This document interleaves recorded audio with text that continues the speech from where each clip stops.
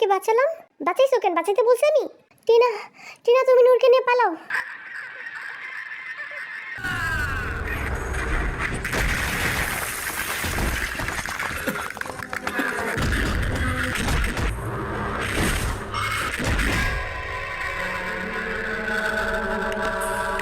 মন্ত্রী মশাই, এখনো সময় আছে।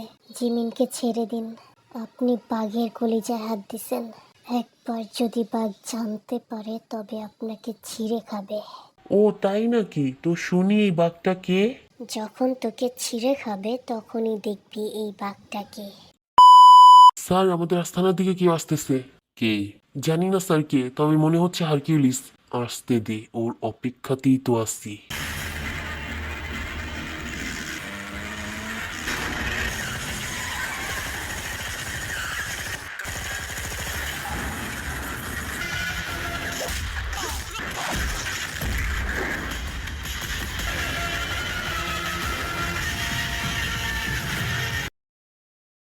তুই আমাকে আগে বলবি না যে আমার সাথে দেখা করার জন্য তুই এত পাগল?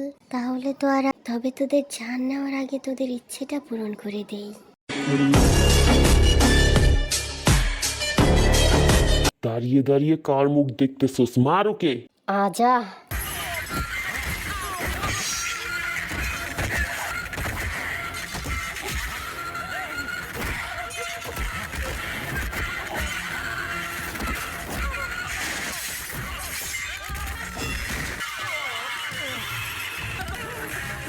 প্লিজ আমাকে মাফ করে দাও। আচ্ছা চল, মাফ করে দিই।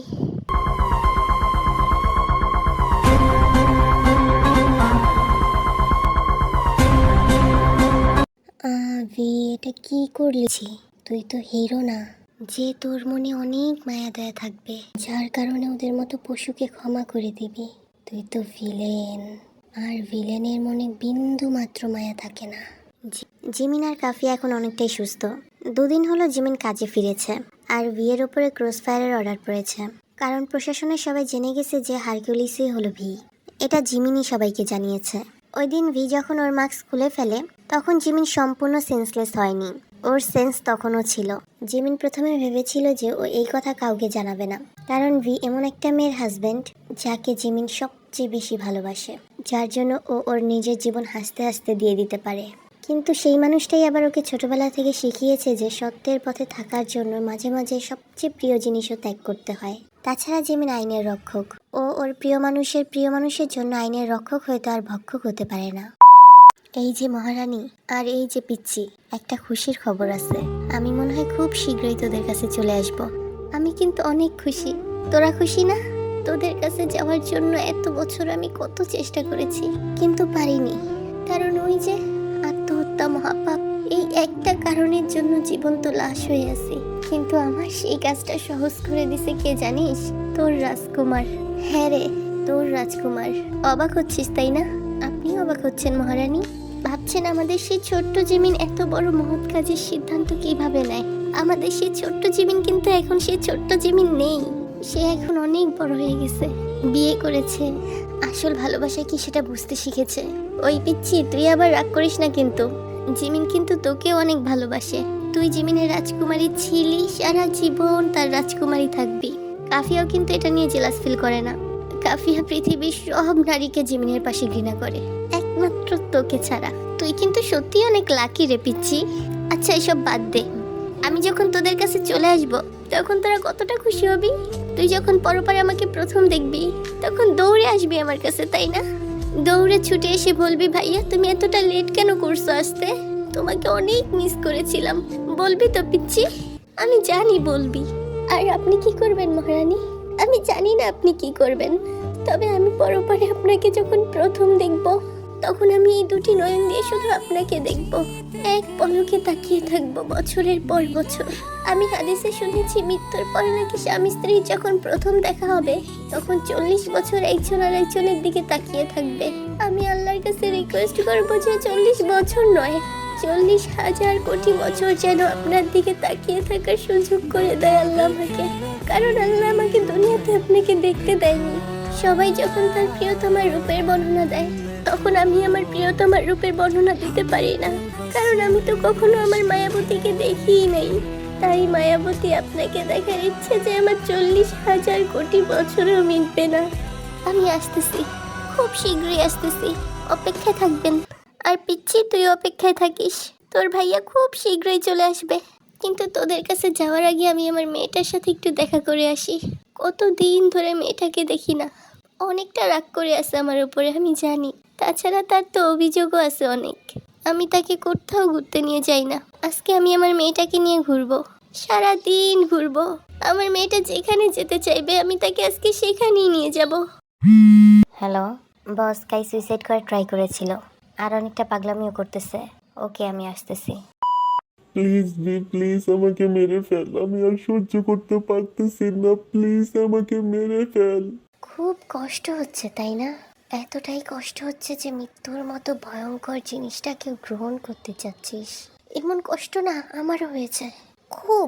বিশ্বাস কর, এত বাজে অনুভূতি পৃথিবীতে এর থেকে জঘন্য ফিলিংস আর হয় না, যেটা তুই আমাকে দিছস।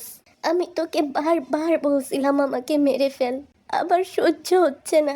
আমার এই চোখ দুটোকে অন্ধ করে ফেল, আমার কানে গরম সীসা ঢেলে দে। দেখ নেই তোরা, বরং আমি চোখ বন্ধ করে থাকার পরও আবার চোখ জোর করে খুলছস। আমি তোদের কাছে চিৎকার করে ভিক্ষা চাইছিলাম যে অ্যাটলিস্ট ওদেরকে বাঁচিয়ে রাখ, কিন্তু তুই ওদেরকে নির্মম ভাবে মারছস। কুত্তার বাচ্চা, তুই এরপরও আশা করস আমি তোকে সহজ মৃত্যু দেব? এতটা সহজ নয়, আমি তোকে তিলে তিলে মারবো।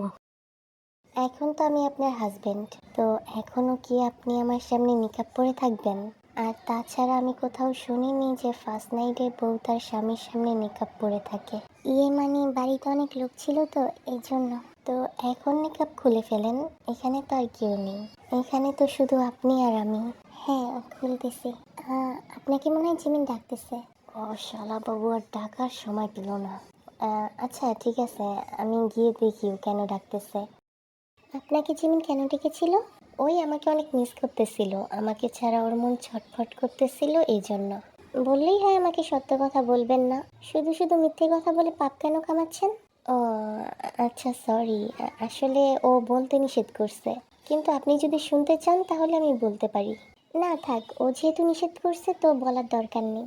আচ্ছা ঠিক আছে, কিন্তু আপনি এখনো নিকাব পরে আছেন?